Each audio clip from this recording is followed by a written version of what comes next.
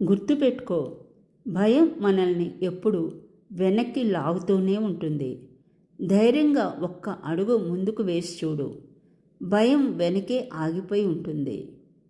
రక్తం చుక్క చిందకుండా మనిషిని మానసికంగా హింసించేదే ప్రమాదకరమైన ఆయుధమే మాట. దానిని మూర్ఖుడు వాడిన తర్వాత ఆలోచిస్తాడు. తెలివైన వాడు ఆలోచించి మాట్లాడతాడు.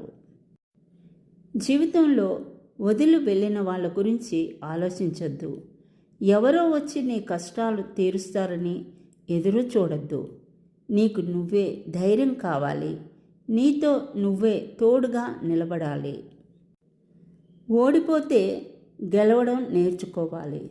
మోసపోతే జాగ్రత్తగా ఉండడం నేర్చుకోవాలి.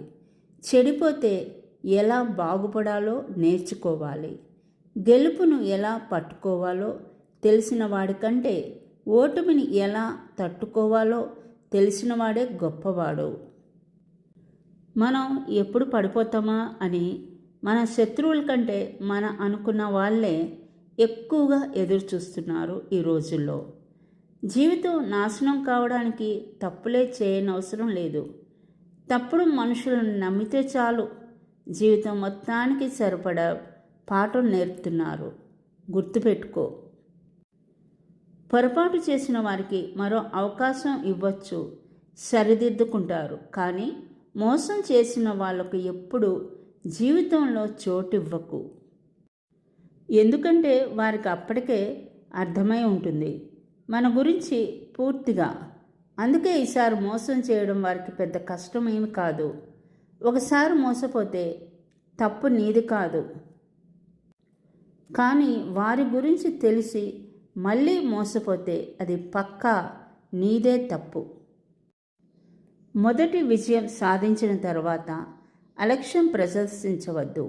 రెండో దశలో ఓడిపోతే నీ గెలుపు గాలివాటంగా వచ్చిందనుకుంటారు. గెలవాలన్న తపన, గెలవగలనే నమ్మకం, నిరంతర సాధన ఇవి ఉంటే ప్రపంచంలో ఏదైనా సాధించవచ్చు.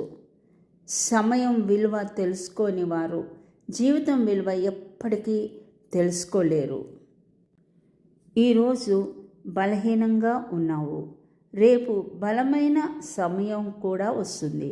అది నిన్ను మరింత బలంగా చేస్తుంది. కొన్నిసార్లు పద్ధతులు మార్చుకుంటేనే పరిస్థితులు మారుతాయి.